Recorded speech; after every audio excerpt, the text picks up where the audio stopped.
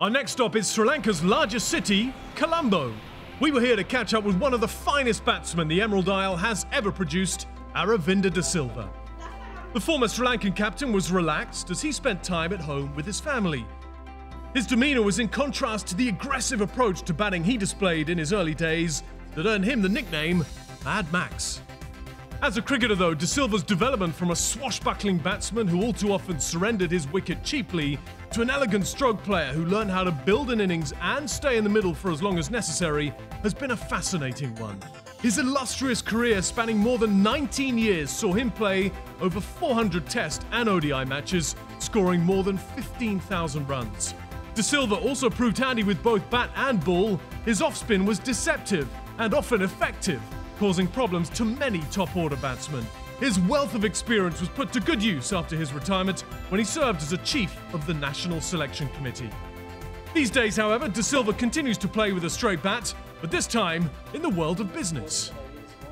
It's like playing cricket, where my idea was to try and represent the best team in the world. So similarly, I think in the business world also my approach will be the same, to try and achieve high standards in whatever we do.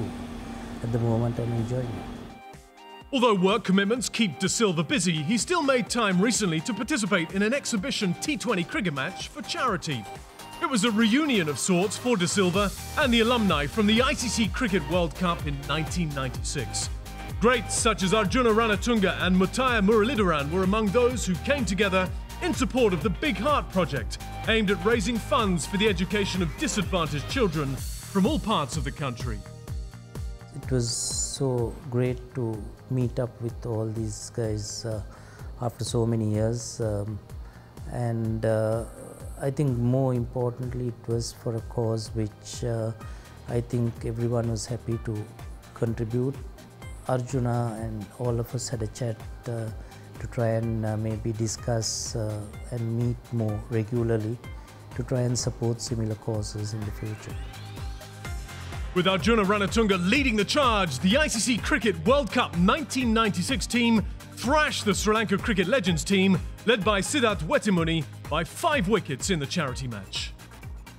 The victory evoked memories of the ICC Cricket World Cup final 17 years ago, when Ranatunga captained the Sri Lanka side to a 7-wicket triumph over Australia. De Silva took the wickets of Mark Taylor, Ricky Ponting and Ian Healy, and then followed that up with a match-winning knock of 107 not out. To date, he is still the only cricketer to have made a century and taken 3 scalps or more in a World Cup final. His superb performance earned him the Man of the Match award and his country the bragging rights of a maiden world title.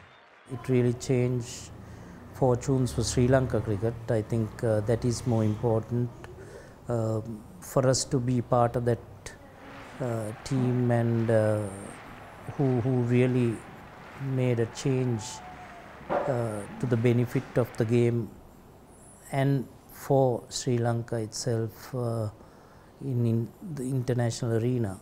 Of the new generation that has come through the ranks, 2 individuals stand out, not only for their dedication to Sri Lankan cricket, but also for breaking de Silva's record as the country's player with the most Test centuries. The Stroke Master's 20 Test tons have been overtaken by Mahela Jayawardena's 31 and Kumar Sangakkara's 32. But rather than comparing his achievements with that dynamic duo, de Silva would prefer to sing their praises. Reaching 30 hundreds and beyond is not an easy task. The amount of contribution Kumar and Mahela has made to Sri Lanka cricket cannot be forgotten. The commitment of those 2 cricketers and how they have supported these youngsters is something I really admire. And I think there are 2 guys whom the youngsters should try and emulate in the future. So it's good to have role models. As the famous saying goes, children are our future. And with de Silva's brood already showing a keen interest in the sport, we asked him if he would be happy if they wanted to follow in his footsteps.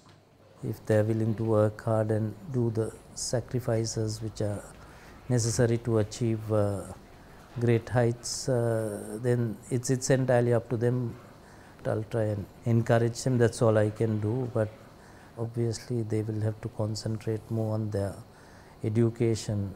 When at the crease and with his eye in, De Silva could accelerate from 0 to 60 in no time at all, perhaps explaining his affinity with and passion for fast cars. Standing at only 5 foot 3 inches tall, De Silva never let his diminutive size stand in the way of his towering ambition, and as he piled on the runs, his stature grew in inverse proportion to the bowlers who toiled to remove him.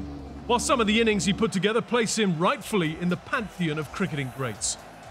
Wristy, spontaneous and frequently elegant, De Silva possessed a wide range of shots and then some more. And that's a beauty as well. What a shot. He's decided to finish this quickly. Aravinda De Silva is playing a gem of an innings. And he has always been a man with a sense of occasion. Who else would have contrived to score a double century against Bangladesh in 2002 in his very last Test innings and take a wicket with his final ball on the Test match stage?